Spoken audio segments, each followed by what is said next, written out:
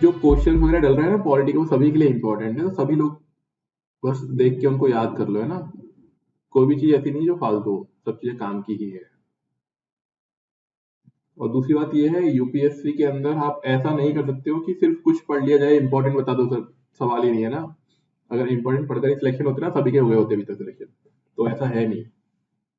और ये कोई 9, 10, 11, 12 का पेपर नहीं है कि इंपॉर्टेंट क्या होता है। यूपीएससी में कोई इंपॉर्टेंट चीज नहीं होती है। मोस्टली चीज आपको याद करनी पड़ेगी, समझनी पड़ेगी, बस कुछ चीजें ज्यादा ध्यान से समझनी होती हैं, और कुछ चीजें आप हल्के फुल्के भी समझोगे तो काम चल जाएगा। बस इतनी सी बात है। ठीक है। अब देखिए यहाँ पे पंचायती राज के बारे में हम लोग पढ़ रहे थे, तो अपने साइलेंट फीचर्स क्या क्या है वो देखिए।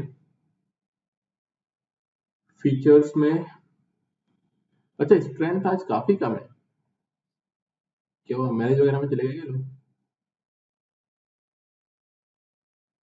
अरे यार हाँ, वो क्या हुआ, गलती से हो गया फिर, लेकिन मैंने उसको ठीक किया था, डिलीट किया था दोबारा से।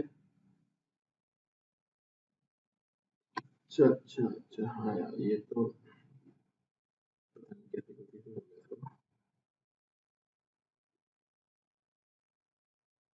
देख लेता हूँ। हाँ अभी मतलब ठीक तो हो गया, लेकिन जिन्होंने एक बार देख के आगे बढ़ गए होंगे ना, उनके लिए तो चलो कोई नहीं। तो देखिए सेलिंग फीचर क्या क्या है, पहला है ग्राम सभा। तो ग्राम सभा के बारे में देखिए, the act provide for a gram sabha as the foundation of the panchayati raj system. इन्हें कोई पूछता है कि पंचायती राज सिस्टम का फाउंडेशन क्या है, तो वो है ग्राम सभा। ग्राम यानी गांव की मीटिंग, सभा। It is a body consisting of persons registered in the electoral rolls of a village, comprised within the area of panchayat at the village level। कुल मिला के ये वहां पे जो लोग रजिस्टर्ड होते हैं इलेक्टोरल पोल के अंदर, ठीक है, उस एरिया के लोग आपस में क्या करते हैं, मीटिंग वगैरह करेंगे। और ये मीटिंग विलेज लेवल पर होती है। Thus it is the village assembly. तो आगे बोल भी रहा है कि इसे हम लोग क्या बोल रहे होते हैं, विलेज असेंबली बोलते हैं। वही हिंदी में बोलोगे तो ग्राम सभा ही हो गया वो। Consisting of all the registered voters in the area of a panchayat, it may exercise such powers and perform such functions at the village level at the legislature of a state determined। कहने की बात यह होगी कि वो power और functions वो सारे के सारे काम करते हैं जो लेजिस्लेचर उसको अपॉइंट करती है। ठीक है, जो लेजिस्लेचर बोलेगा वो सारे के सारे पावर एंड फंक्शन वो करते हैं। ठीक है। अगला है three tier system. Three tier system में देखिए, हम लोग जान ही चुके हैं थ्री टीयर सिस्टम क्या होता है, उसको एक बार दोबारा समझिए। The act provide for a three tier system of Panchayati Raj in every state, that is, तो जो थ्री टीयर है उसमें क्या क्या होगा, panchayat at the village, intermediate and district level पर जिला परिषद जो होती है। तो तीन स्टेजेस हैं, तो इसी को हम लोग क्या बोलते हैं, three tier system. Thus the act bring about uniformity in the structure of a Panchayati Raj through out the country. और अभी ऐसा सिस्टम बनाया गया है जिससे कि यूनिफॉर्मिटी रहे। यूनिफॉर्मिटी का मतलब ये होता है कि सभी जगह एक जैसा आपको देखने को मिले स्ट्रक्चर वगैरह, और पूरी की पूरी कंट्री में ये एक जैसा रहेगा। However, a state having a population not exceeding 20 lakh may not constitute panchayat at the intermediate level। तो बताना चाह रहे हैं कि अगर एक स्टेट है having a population not exceeding 20 lakh, यानी 20 लाख से कम अगर पॉपुलेशन है, तो may not constitute panchayat at the intermediate level. इसका मीनिंग ये होता है कि पंचायती राज में उसे इंटरमीडिएट लेवल बनाने की रिक्वायरमेंट नहीं है, वो दो लेवल ही बना सकते हैं। ठीक है, पहला गांव वाला, दूसरा जिला वाला, डिस्ट्रिक्ट। अगला है election of members and chairperson. कि मेंबर्स का इलेक्शन कैसे होगा, चेयरपर्सन किसको बनाया जाएगा वो देखिए। All the members of panchayat at the village, intermediate and district level shall be elected directly by the people। ये बोलना चाह रहे हैं कि जितने भी मेंबर्स हैं, ध्यान रखिएगा मेंबर्स की बात हो रही है, विलेज के, इंटरमीडिएट लेवल के या डिस्ट्रिक्ट के, वो सभी के होंगे डायरेक्टली इलेक्टेड होंगे बाय द पीपल। आगे देखिए, further, the chairperson of panchayat at the intermediate and district level shall be elected indirectly by and from amongst the elected members thereof। कहने वाली बात क्या हो गई कि देखो हमने नॉर्मल मेंबर्स तो इलेक्ट कर लिए कैसे, डायरेक्ट वोटिंग के थ्रू, लेकिन जो चेयरमैन होगा ना, चेयरपर्सन जो होगा, उसके लिए डायरेक्ट वोटिंग नहीं है। उसके लिए क्या हो रहा है, एक तरीके से नॉमिनेशन हो सकता है, या फिर आप बोल सकते हो कि इनडायरेक्टली इलेक्टेड किया जा रहा है उनको, यानी डायरेक्ट इलेक्शन नहीं है, पब्लिक वोट नहीं करती है। The chairperson of panchayat and other members of panchayat elected directly or indirectly shall have a right to vote in the meeting of the panchayat। कि जो चेयरपर्सन है पंचायत का और बाकी जो मेंबर्स हैं इलेक्टेड डायरेक्टली और indirectly shall have the right to vote in the meeting of the panchayat. वो कोई भी इंसान हो, चाहे डायरेक्टली इलेक्टेड हो, इनडायरेक्टली इलेक्टेड हो, अगर वो मेंबर है तो उनको वोटिंग का राइट होगा। कहाँ पे वोटिंग का राइट होगा, पंचायत के अंदर। क्योंकि हम लोग कई जगह जानते हैं जो लोग डायरेक्टली इलेक्टेड नहीं होते हैं उनको वोटिंग का राइट नहीं होता है, बट यहाँ पे हर किसी को वोटिंग का राइट मिलेगा। ये फीचर्स आप लोग ध्यान रखिएगा, इसी में से कुछ पूछ सकता है घुमा फिरा के। अगला है रिजर्वेशन ऑफ सीट्स। तो हम लोग जैसे जानते हैं लोकसभा के अंदर हमने पढ़ा था, राज्यसभा के अंदर हम लोगों ने देखा था कि कुछ सीट नॉमिनेट करते हैं राज्यसभा में, लेकिन लोकसभा की अगर हम बात करें तो वहां पे कुछ सीटों को रिजर्व रखते हैं SC ST के लिए। तो वैसे ही यहाँ पे पंचायत राज में देखते हैं हम लोग, the act provide for the reservation of seats for schedule caste and schedule tribe. Schedule caste यानी SC, शेड्यूल ट्राइब यानी ST, इन एवरी पंचायत, हर एक पंचायत के अंदर, in proportion of their population to the total population in the panchayat area. अब वहां पे calculate ये करना है कि कितनी पॉपुलेशन है, और जितनी पॉपुलेशन का प्रोपोर्शन होगा उस लेवल में वहां पर रिजर्वेशन दे दिया जाएगा। अब ये प्रोपोर्शन का मीनिंग क्या होता है समझ लो। मान लो 100 लोग हैं कुल मिला के, इसमें से 30 लोग हैं मान लीजिए SC के, तो यहाँ पे 30% रिजर्वेशन के हिसाब से इसको प्रपोर्शन दिया जाएगा, मतलब है ना, 10 में से 3 लोग, 5 में से 1 2 लोग ऐसे करके। ठीक है, तो ये प्रपोर्शन डिसाइड किया जाता है कि कितने लोगों को उसमें से चुना जाएगा। तो प्रपोर्शन मतलब सिंपल सी बात है, टोटल पॉपुलेशन में जितनी है उतने हिसाब से इसमें वहां पे किया जाता है। इसे बोलते हैं प्रोपोर्शनल, एक तरीके से रिजर्वेशन दे देना। Further, the state legislature shall provide for the reservation of offices of chairperson in the panchayat at the village or any other level of SC and ST। अब यहाँ पे देखिए लेजिस्लेचर की बात की जा रही है, ऐसे ही लेजिस्लेचर में जो चेयरपर्सन बनाया जाएगा उसके लिए भी SC और ST वालों के लिए क्या होता है, रिजर्वेशन मिलता है।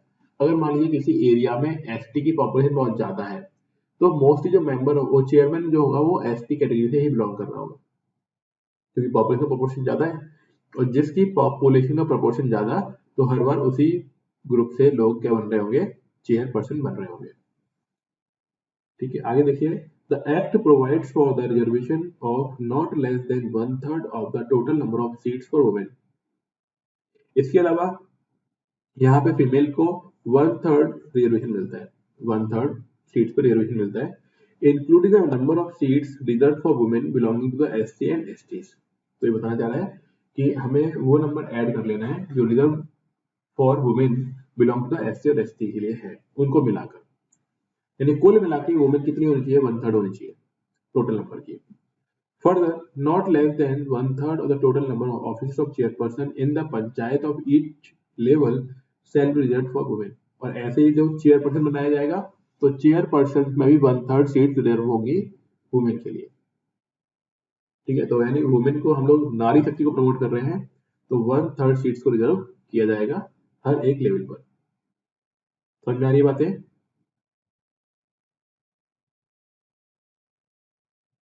हाँ जी, हाँ ठीक है, आगे देखिए, the act also authorise the legislature of a state to make any provision for reservation of seats.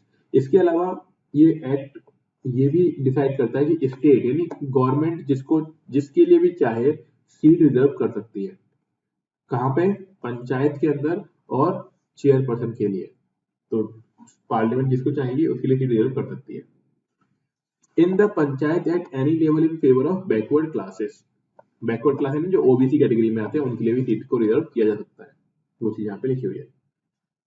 The reservation of seat as well as the reservation of office of the chairperson in the panchayat. No voice, voice नहीं आ रही मेरी? हाँ जी, मैं बताइए, आ रही है? सभी को आ रही है मेरी वॉइस? ओके, स्नेहा बोल रही है वॉइस नहीं है तो आनी चाहिए ना, पहुंच रही होगी। देखिए आगे, तो सीट्स का रिजर्वेशन किस तरीके से होता है वो देखिए। The reservation of seats as well as the reservation of office of chairperson in the panchayat for the scheduled caste and the scheduled tribe shall cease to have effect after the expiration of the period specified in Article 334। इसका मतलब क्या होता है, which is presently 70 years that till 2020। यानी कहने वाली बात ये बोली जा रही है कि रिजर्वेशन जो है ना वो सिर्फ 2020 तक ही है, ऐसा बोला गया था, ठीक है। तो सिर्फ तब तक ही रिजर्वेशन मिलेगा इन लोगों को, शेड्यूल कास्ट शेड्यूल ट्राइब को, और उसके बाद तो क्या कर दिया जाएगा, खत्म। लेकिन अभी अगेन ये चीजें थोड़ी डिस्प्यूट वाली है कि रिजर्वेशन खत्म होगा या नहीं होगा, लेकिन लिखा हुआ ये था आर्टिकल 334 में कि जो रिजर्वेशन है वो कब तक रहेगा, 2020 तक रहेगा, ऐसा लिखा हुआ है। आगे देखिए, it must be noted here that the above provision relating to the reservation of seats in panchayat, both member and chairperson for the scheduled castes, is not applicable to the state of Arunachal Pradesh। तो बताना चाह रहे हैं कि ये जो चीज है ना वो अरुणाचल प्रदेश पे एप्लीकेबल नहीं होती, क्योंकि अरुणाचल प्रदेश स्पेशल प्रोविजन वाला स्टेट आ जाता है अपने आप में, ठीक है। This is because the state is inhabited fully by indigenous tribal people. अब अगर यहाँ पे ट्राइबल लोगों को दे दिया रिजर्वेशन, तो वहां तो सभी ट्राइब है, तो ये किसको देगा रिजर्वेशन, इसलिए ये रिजर्वेशन यहाँ पे एप्लीकेबल नहीं है। And there are no schedule caste, और वहां पे कोई शेड्यूल कास्ट के लोग ही नहीं है।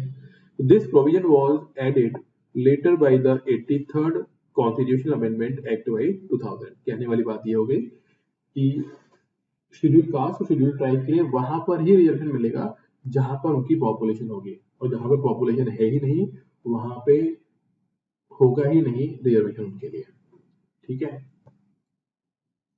तो रिजर्वेशन के लिए रिक्वायरमेंट क्या है कि उनकी पॉपुलेशन वहां पर होनी चाहिए। अगर पॉपुलेशन वहां पर नहीं है तो उस केस में उनके लिए रिजर्वेशन भी वहां पे नहीं होगा, ठीक है। क्या मेरी बातें समझ में आ पा रही है? और ये तभी समझ में आएंगी जब आपने पढ़ा होगा, रीडिंग की थी आज मेरे पढ़ाने के बाद।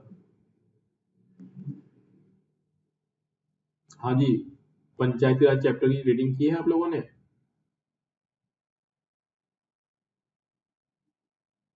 नो रिप्लाई की है, गुड। तो साथ साथ पढ़ते रहो, जितना पढ़ोगे उतना ही बेनिफिट रहेगा।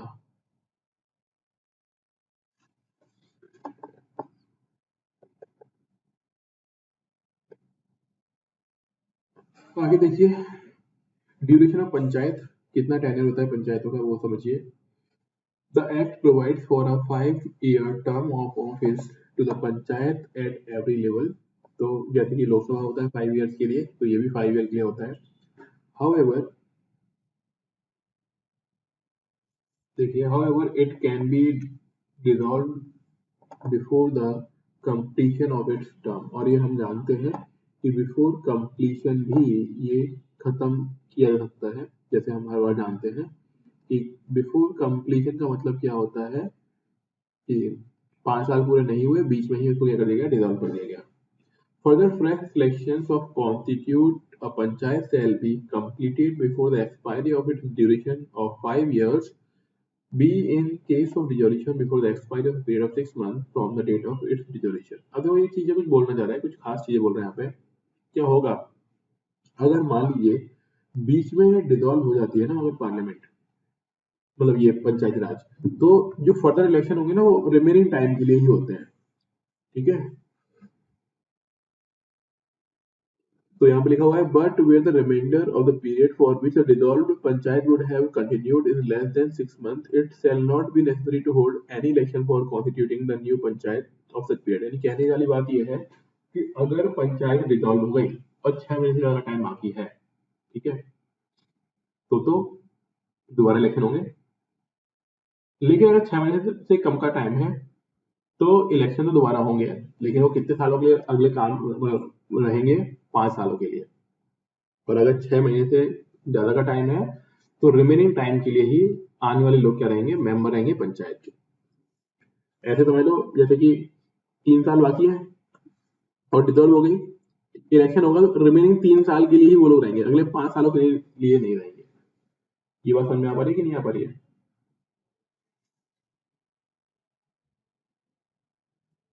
ठीक है, तो आगे देखिए, more over panchayat constituted upon the deserve. हाँ जी बोलिए। अग-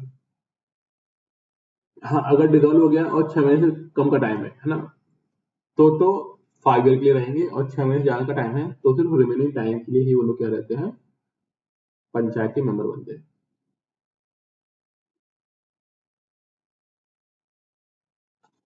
हाँ, अगर 6 मंथ से कम का टाइम बाकी है रिमेनिंग पीरियड में, से 5 साल का टाइम होता है ना पूरा कुल मिला के। ठीक है, अब कोई डिजोल्यूशन 4 साल और 6 महीने बाद हो जाए, 4 ईयर्स एंड 6 मंथ, तो अब ये जो इलेक्शन होंगे ना फ्रेश इलेक्शन माने जाएंगे, और अगला पूरे 5 साल के लिए रूल करेगा। ठीक है, लेकिन अगर मान लो कि 5 साल के टाइम में 2 साल ही हुए थे और डिजोल्व हो गई, तो अब जो इलेक्शन होंगे ना वो 3 सालों के लिए रहेगा अगला वाला। ठीक है, क्योंकि अभी टाइम क्या है, 6 महीने से ज्यादा का बाकी है, तो 3 ईयर्स के लिए इस तरीके से। आगे देखिए, more over a panchayat constituted upon the dissolution of a panchayat before the expiration of its duration shall continued only for the remainder of the period for which the dissolved panchayat would have continued had it not been so dissolved। अब ये वही चीज बोलना चाह रहा है जो मैंने अभी समझाई, कि वो डिसॉल्व हो जाता है पहले, तो रिमाइंडर टाइम, जो रिमेनिंग टाइम बचा हुआ है ना, सिर्फ उसके लिए ही उसको पावर मिलेगी, और रिमेनिंग टाइम के लिए जैसे 2 साल बचा हुआ है, 3 साल बचा हुआ है, जो भी बचा हुआ होगा टाइम, उतने दिन तक ही वो रूल कर पाएगा, मतलब वो गवर्नमेंट रन करेगा। In other words, a panchayat reconstituted after premature dissolution does not enjoy the full period of 5 years but remains in office only for the remainder of the period। अब इसे समझा भी दिया कि अगर बीच में पंचायत डिसॉल्व होती है तो उस केस में जो दोबारा इलेक्शन होते हैं ना, तो पूरे 5 साल का टाइम उसको नहीं मिलेगा, सिर्फ वो टाइम मिलेगा जो रिमेनिंग टाइम बचता है, उतने टाइम के लिए वो क्या रहेंगे, उसके मेंबर बनेंगे। ठीक है, अगला है डिस्क्वालिफिकेशन।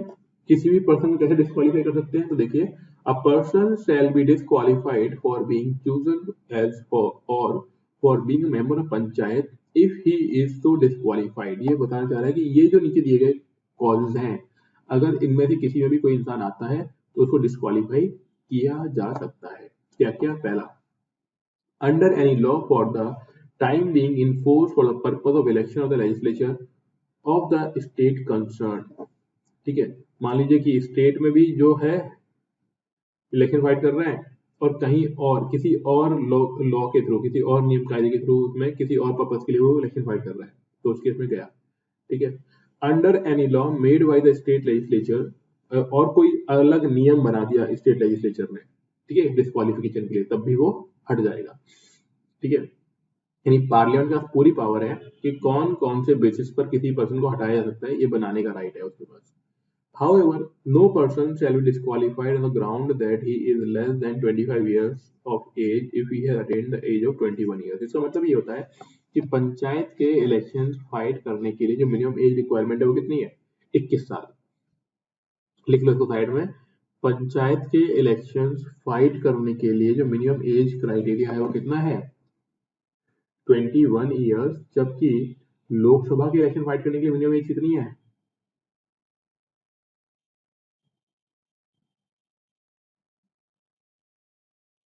हाँ जी, लोकसभा की कितनी एज है, 25, वेरी गुड। ठीक है, और ये बस ध्यान रखना है, लोकसभा के लिए 25 एंड पंचायत के लिए कितनी है हमारी, 21 साल। तो जितने भी 21 साल के लोग ऊपर वाले हैं वो इलेक्शन फाइट कर सकते हैं। बस ये हो गया। अगला है स्टेट इलेक्शन कमीशन। तो स्टेट इलेक्शन कमीशन क्या होता है, जो पंचायत के इलेक्शन करवाता है वो कौन कराएगा, स्टेट इलेक्शन कमीशन। देखिए, the superintendence direct and control of the preparation of electoral roll and the conduct of all elections to the panchayat shall be vested in the state election commission। यानी ये सारे election कराने की power जो होती है ना, वो स्टेट इलेक्शन कमीशन के पास होती है। It consist of a state election commissioner. इसमें एक स्टेट इलेक्शन कमिश्नर होगा, to be appointed by the governor. Appoint कौन करेगा, गवर्नर अपॉइंट करेगा। His conditions of service and tenure of office shall also be determined by the governor. कितने दिन तक के लिए काम करेंगे, सैलरी क्या हो, वो सब कुछ ये गवर्नर डिसाइड करते हैं। He shall not be removed from the office except in the manner and on the ground prescribed for the removal of a judge of a state high court। अब इसमें ये बोलना चाह रहा है कि जब भी किसी को इलेक्शन कमीशन अपॉइंट कर दिया जाता है तो उसके बाद उसे उन्हीं बेसिस पर हटाया जाता है जिस बेसिस पर हाई कोर्ट के जज को हटाया जाता है। यानी इलेक्शन कमीशन को हटाने के लिए वो सारे रूल एप्लीकेबल होंगे जो हाई कोर्ट के जज को हटाने के लिए किया जाता है। His condition of service shall not be varied to his disadvantage after his appointment। इसका मतलब ये होता है कि एक बार किसी का अपॉइंटमेंट हो गया तो अपॉइंटमेंट होने के बाद कुछ भी ऐसा चेंज नहीं कर सकते जिससे उस पर्सन को डिसएडवांटेज हो। क्या नहीं कर सकते? जिससे कि उस पर्सन को डिसएडवांटेज हो, ऐसा कोई भी काम नहीं कर सकते हैं। The state legislature may make provision with respect to all matters relating to election of the panchayat. इसके अलावा स्टेट लेजिस्लेचर वो सारे प्रोविजन बना सकती है जो भी उसको पंचायत के लिए बनाने हैं। अगला है पावर एंड फंक्शंस।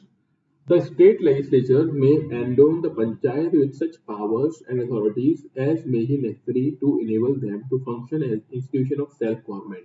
तो स्टेट लेजिस्लेचर वो सारी की सारी पावर, फंक्शंस और वो अथॉरिटी देती है लोकल गवर्नमेंट को जितनी उसको ढंग से काम करने के लिए रिक्वायर्ड है। किसको? पंचायती राज को। ठीक है। Such a scheme may contain provision for the devolution of power and responsibilities upon panchayat at the appropriate level with respect to। ठीक है।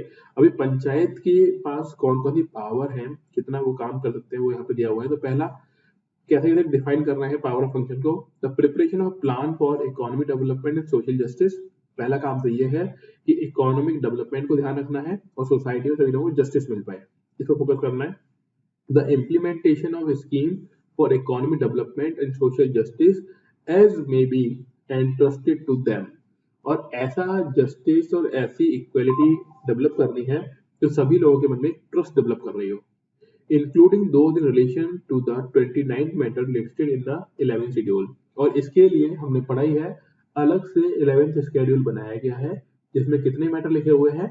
29 मैटर लिखे हुए हैं। ठीक है, 29 मैटर जिसमें ये रूल बनाते हैं। ठीक है। अगला है फाइनेंस। फाइनेंस देखिए, the state legislature may authorize a panchayat to levy, collect and appropriate taxes, duties, tolls and fees। ये हमने पहले ही पढ़ा था। तो ये सब कुछ लेने का इसको राइट होता है। ठीक है। इसके अलावा जितने भी टोल टैक्स वगैरह, मतलब वो काफी सारी चीजें टैक्स वगैरह इकट्ठा कर सकते हैं लोग, ग्रांट वगैरह ले सकते हैं, कंसोलिडेट फंड से रुपए ले सकते हैं। ठीक है। और इसके अलावा क्रेडिट वगैरह भी इनको मिल सकती है। क्रेडिट यानी उधार, जिसमें बाद में चुकाएंगे। ये कुछ तरीका है मनी लाने का। अगला है finance commission. The governor of state shall after every 5 years constitute a finance commission to review the financial position of the panchayat. ये लाइन याद रख लेना। पहली चीज तो क्या है, गवर्नर अपॉइंट करता है हर 5 सालों के अंदर फाइनेंस कमीशन को, ये देखने के लिए कि पंचायत की फाइनेंशियल कंडीशंस कैसी हैं। ठीक है। It shall make the following recommendation to the governor. पहला, the principle that show govern, वो कौन कौन से नियम कायदे हैं जिनसे गवर्नमेंट चलेगी, वो देखिए। First, the distribution between the state and the panchayat of the net proceeds of the tax, duties, tolls, fees levied by the state and allocation of shares amongst the panchayat at all levels। अब इसका meaning क्या है कि कुल मिला के जो भी मनी आई है स्टेट के पास वो कैसे कैसे डिवाइड की जाएगी पंचायतों को, ये सब कुछ देखना। इसके अलावा टैक्स, ड्यूटी, टोल, जितना भी फी मिला है उसे असाइन करना कि ये मनी किसके पास जाएगी, कौन सी पंचायत के पास पहुंचेगी। द ग्रांट्स एंड एड, जो भी कहीं से ग्रांट वगैरह मिली है या फिर कंसोलिडेट फंड से कोई मनी मिली है उसको भी डिवाइड करने का काम ये लोग देखते हैं। The measures needed to improve the financial position of the panchayat, और वो जरूरतें देखते हैं कि कहाँ कहाँ पे इंप्रूवमेंट करने की रिक्वायरमेंट है।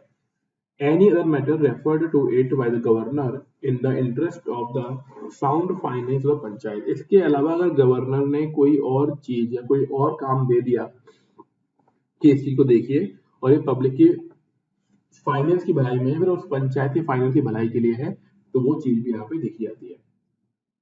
अगला है, द स्टेट लेजिस्लेचर में provide for the composition of the commission, the required qualification of its members and the manner of their selection. तो वही चीज है, स्टेट लेजिस्लेचर यानी विधानसभा देखती है कि किसको अपॉइंट करना है, क्वालिफिकेशन क्या होनी चाहिए, सिलेक्शन का तरीका क्या होना चाहिए, वो सब कुछ फाइनेंस कमीशन के डिसाइड करते हैं। फिर the governor shall place the recommendation of finance along sorry commission along with the action take report before the state legislature, और फिर गवर्नर के पास पूरा का पूरा पावर है देखने का, फिर मेंबर को अपॉइंट करने का, वो सब कुछ. The central finance commission also shall also suggest the measures need to augment the consolidated fund of a state to supplement the resources. अब इसका मीनिंग क्या है, मैं रीडिंग नहीं कर रहा हूँ पूरा, समझाता हूँ कि गवर्नर के अलावा जब स्टेट सेंट्रल फाइनेंस कमीशन की रिक्वायरमेंट पड़ती है, फिर जब वो इंटरफेयर करता है तो बताता है कि किस तरीके से फंड को यूज करना है. जो कंसोलिडेट फंड से जो मनी आई है उस मनी को कैसे यूज करना है, ये कौन बताएगा, सेंट्रल फाइनेंस कमीशन. और सेंट्रल से मतलब समझ में आ ही रहा होगा, पूरी कंट्री का ये फाइनेंस कमीशन होता है, तो इसे बोलेंगे सेंट्रल फाइनेंस कमीशन. ठीक है. अगला है ऑडिट ऑफ अकाउंट. अब ऑडिट ऑफ अकाउंट मतलब जितना भी खर्चा किया गया उसको चेक करना कि बस सही हुआ है कि नहीं हुआ, इसे बोलते हैं ऑडिट ऑफ अकाउंट. तो बस इतना ही लिखा हुआ है, कोई खास पढ़ने की रिक्वायरमेंट भी नहीं है. अगला है एप्लीकेशन टू यूनियन टेरिटरीज. तो यूनियन टेरिटरीज के लिए एप्लीकेबल होता है जहां पर ये देखते हैं कि कुछ चेंज तो नहीं करने, और यहाँ पे कौन देखेगा, डायरेक्टली प्रेसिडेंट दिखता है. ठीक है, तो गवर्नर तो पहले से ही होगा, यूटी में पीएम सीएम तो होगा नहीं है, तो इसलिए प्रेसिडेंट इसको देख रहा होता है. अगला है एग्जम्प्टेड स्टेट्स एंड एरियाज. तो वो एरिया जो इससे बाहर है, तो मोस्टली ट्राइबल एरियाज है जो इससे बाहर है, तो जैसे नागालैंड, मेघालय, मिजोरम, और इनके भी क्या है, ट्राइबल एरियाज. ठीक है, शेड्यूल्ड एरिया और ट्राइबल एरियाज. हिली एरिया जहाँ पे पर्टिकुलर टाइप की कम्युनिटी है, तो उनको यहाँ इसमें एग्जाम किया हुआ है, एग्जाम में नहीं बाहर निकाला हुआ है, उनको उनके ऊपर ये वाले रूल इंप्लीमेंट नहीं होते. तो इसमें समझने वाली बात कुछ भी नहीं है, तो आपको ये देख लेना है कि कौन कौन से एरियाज एग्जाम्प्टेड हैं, बाहर है इस लिस्ट से या फिर इस क्राइटेरिया से, और वो एरिया वही होंगे मोस्टली जहां पर या जिनमें ट्राइबल लोग ही मोस्टली होंगे, या फिर ट्राइबल बिल्कुल ही नहीं होंगे. दूसरी चीज, जहाँ पे शेड्यूल कास्ट के लोग बहुत ज्यादा होंगे या फिर बिल्कुल भी नहीं होंगे ना, ये तो बहुत होंगे बिल्कुल नहीं होंगे, उनको एग्जाम करते हैं. अगला देखिए, provision of the panchayat extension to the scheduled area act 1996, popularly known as PESA act or the extension act. ये याद रखना है आपको. पीईएसए क्या है, provision of the panchayat extension to the scheduled area act. मतलब ये वही था कि शेड्यूल्ड एरिया में किस तरीके से पंचायत वर्क करेगी और किसको एग्जेम्प्टेड रखना है और किसको इसमें मर्ज करना है. अगला है continuance of existence law and panchayat. तो वही चीज जो अभी तक पंचायत राज सिस्टम में रूल्स और रेगुलेशन चल रहे थे उसी को आगे बढ़ाना, और धीमे धीमे इसमें कुछ चेंजेस किए गए हैं, और वो चेंजेस से आपको इतना ध्यान रखना है, 73rd अमेंडमेंट एक्ट जो किया गया है 1992 में, वो सबसे इंपॉर्टेंट है पंचायत राज सिस्टम के लिए. ठीक है, तो बाकी कहानी तो ठीक है, रीडिंग कर लीजिएगा आराम से. जो आपको याद रखनी है, जो भूलना नहीं है वो चीज, वो क्या है कि 73rd कॉन्स्टिट्यूशनल अमेंडमेंट एक्ट किया गया था 1992 में, जिसके थ्रू अभी ये कंट्री में हमारे पंचायत राज सिस्टम चल रहा है. अगला है bar to interference by the court in electoral matters. तो the act bar the interference by court in the electoral matters of panchayat. तो ये बोलना चाह रहे हैं कि कोर्ट को इंटरफेयर करने से रोका हुआ है. It declared that the validity of any law relating to the delimitation of constituencies or the allotment of seats to such constituencies cannot be questioned in any court.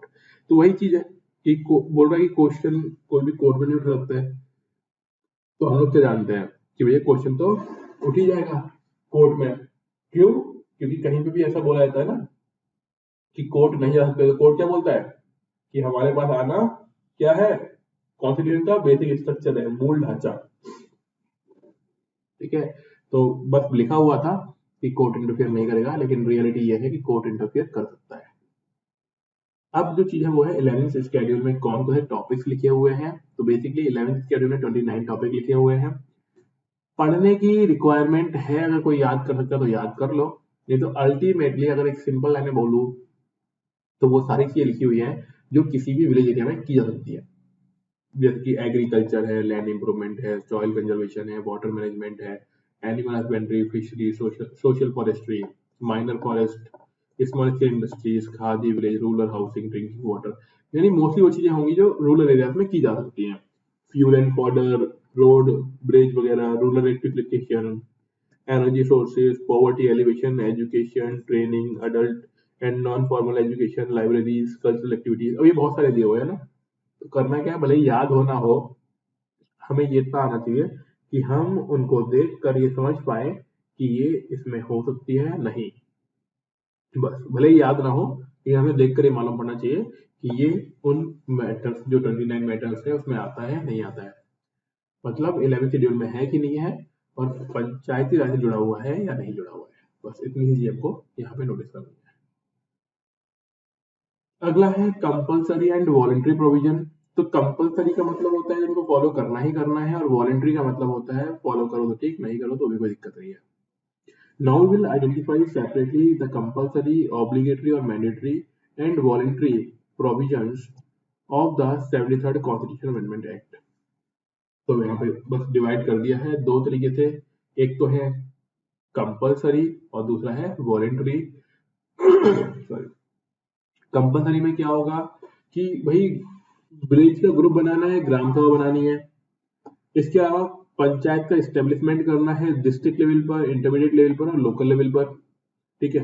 इसके अलावा डायरेक्ट इलेक्शन होगा सभी seats के लिए, ठीक है, और intermediate level पर। इसके अलावा चेयरपर्सन बनाना है तो वहां पे क्या होगा, इनडायरेक्ट इलेक्शन होगा। हम लोग पहले पढ़ चुका है, वही चीज रिपीट होगी दोबारा से। वोटिंग का हर किसी को राइट होगा, चेयरपर्सन हो चाहे इलेक्टेड मेंबर हो, नॉमिनेट मेंबर हो, सभी को। मिनिमम एज कितनी होगी, 21 ईयर्स होगी।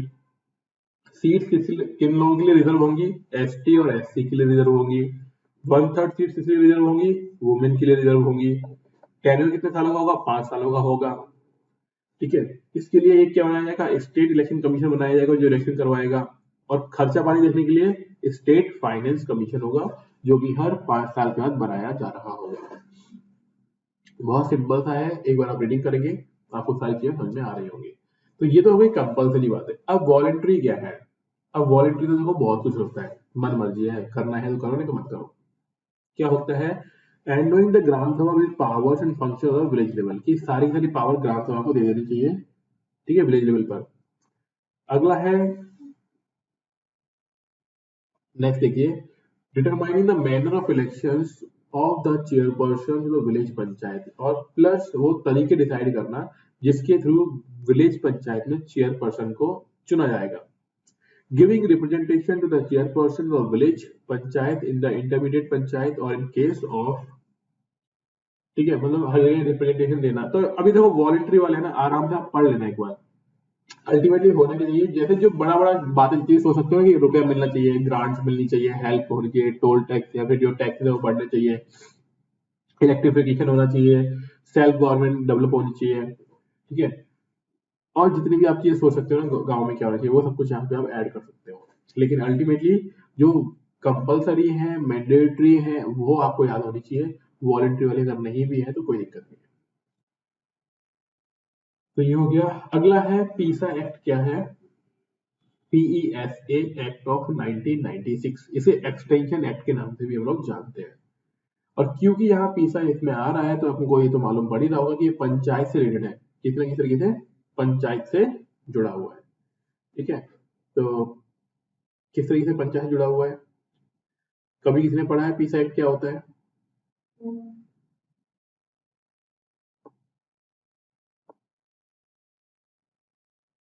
हाँ जी, कोई आइडिया किसी को भी?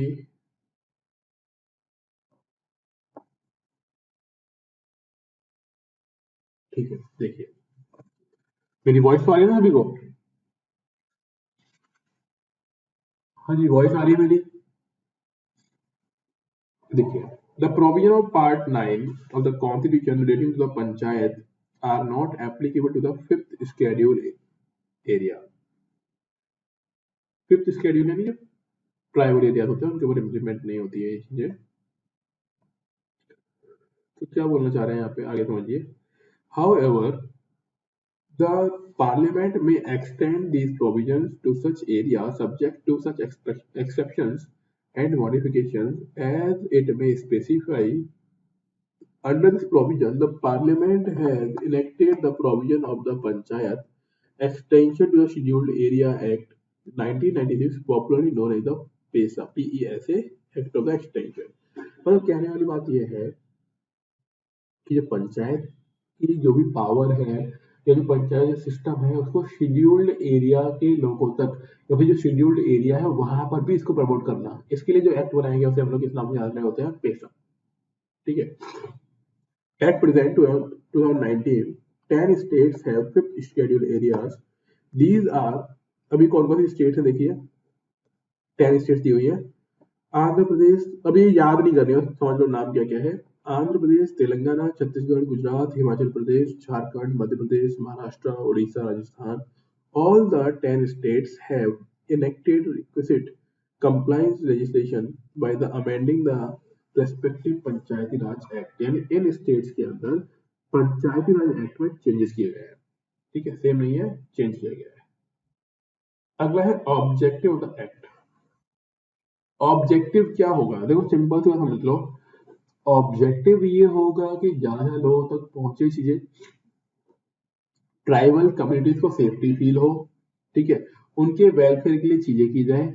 जहां पे शेड्यूल कास्ट, शेड्यूल ट्राइब है, किसी तरह के लोग हैं, उनको मेन स्ट्रीम से जुड़ने का मौका मिले और साथ ही साथ वो अपने लेवल पर डेवलपमेंट कर पाए। ठीक है, ये सब कुछ चीजें इसमें है। तो यहाँ पे देखो बराबर पढ़ लेते हैं कि क्या है। पहला, शेड्यूल्ड एरिया के लिए कुछ रूल बनाए जाएंगे। ठीक है, सेल्फ रूल, खुद ही के रूल होंगे जो वो ट्राइबल पॉपुलेशन के लिए पहले से बने हुए हैं, तो उन्हीं को इम्प्लीमेंट कर देना है। प्लस इनका पार्टिसिपेशन बढ़ाएंगे डेमोक्रेसी के अंदर। एडमिनिस्ट्रेटिव डेवलपमेंट कर देंगे।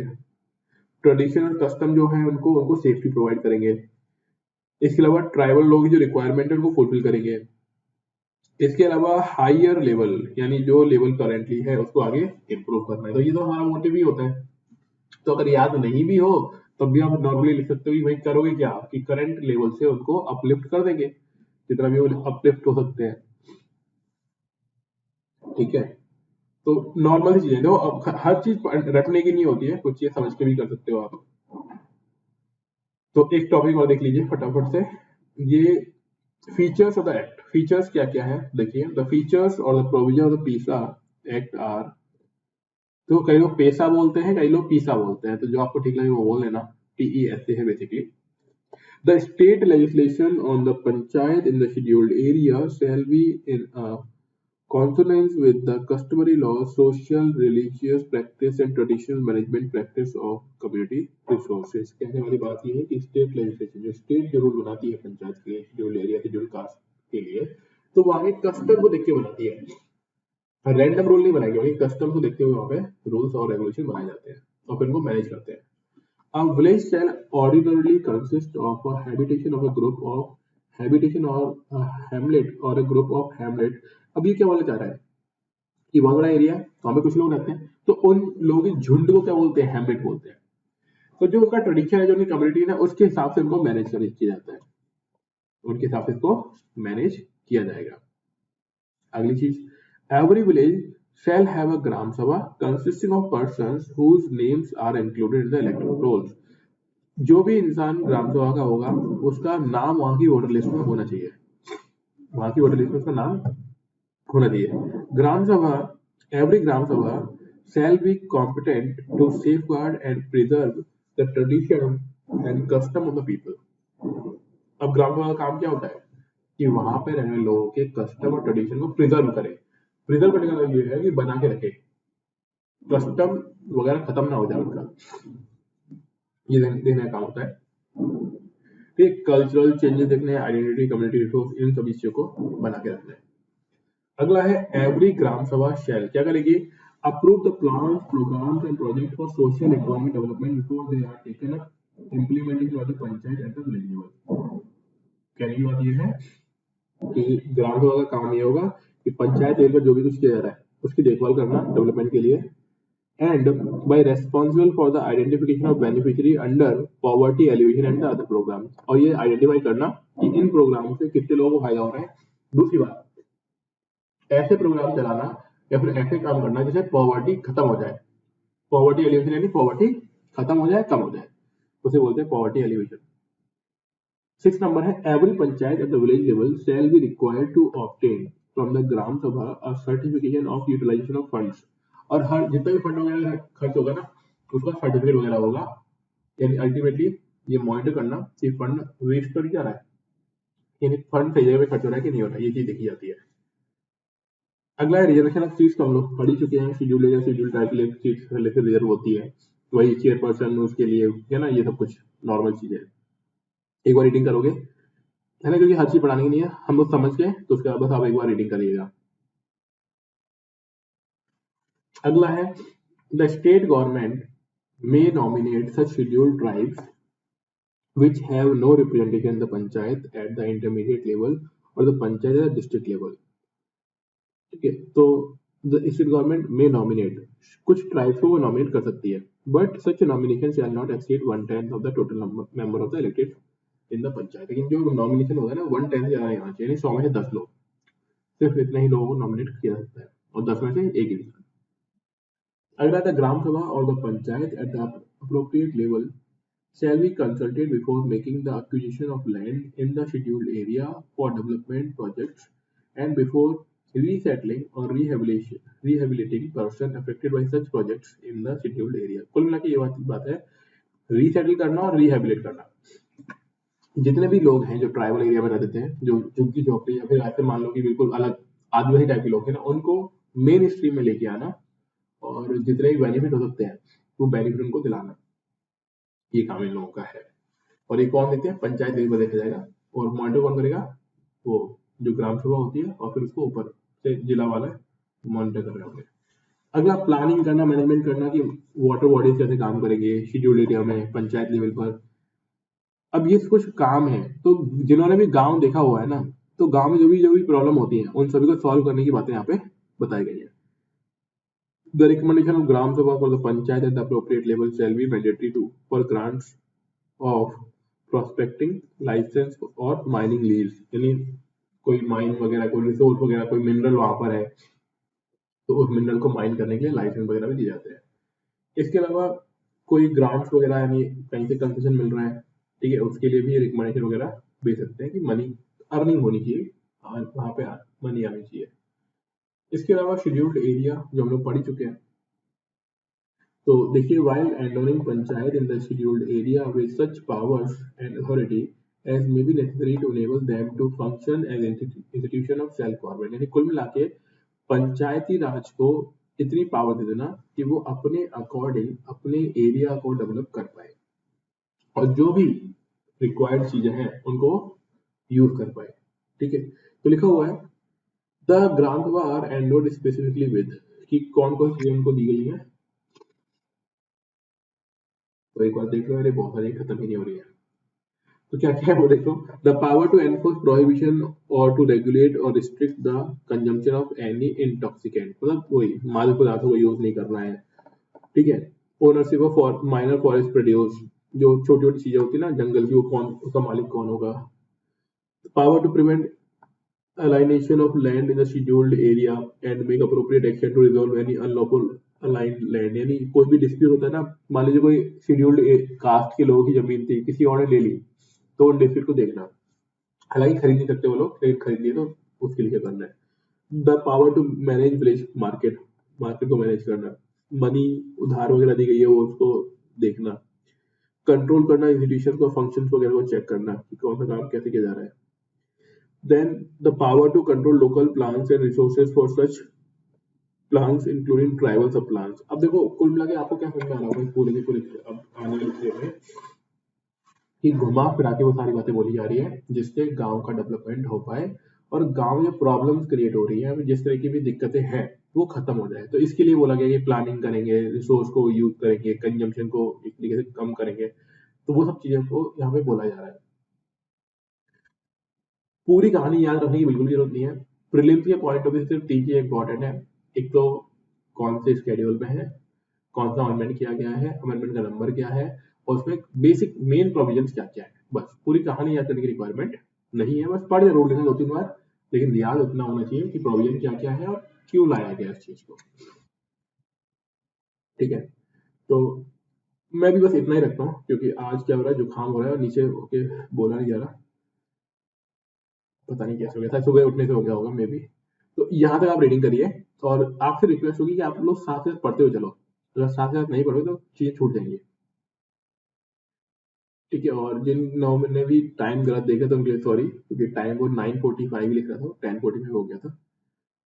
इसके बाद बस एक क्लास और लगेगी इस चीज को कंप्लीट करने में, फाइनेंस और पंचायती राज, यहाँ से हम लोग स्टार्ट करेंगे अगली क्लास में और फिर हम लोग ये कंप्लीट कर देंगे। आराम से, और फिर दूसरा चैप्टर भी स्टार्ट हो जाएगा साथ के साथ। तो 2 क्लासेस लगेंगे, 2 चैप्टर एक हो जाएंगे कंप्लीट हमारे, और देन इस बुक का जो मेजर पोर्शन होगा वो हम लोगों ने कंप्लीट कर लिया होगा। फिर कुछ हल्की फुल्की चीजें होंगी वो लोग हम लोग पढ़ते हुए चलेंगे, क्योंकि इसके बाद आने वाले चैप्टर सारे के सारे 3 या 4 पेजेस के बस, उससे ऊपर कोई भी नहीं है। ओके, तो रीडिंग करिएगा, मिलते हैं कल। कल तो सैटरडे है आई थिंक, है ना? इवनिंग की क्लास में मिलते हैं कल, ठीक है? Okay, welcome. Good night.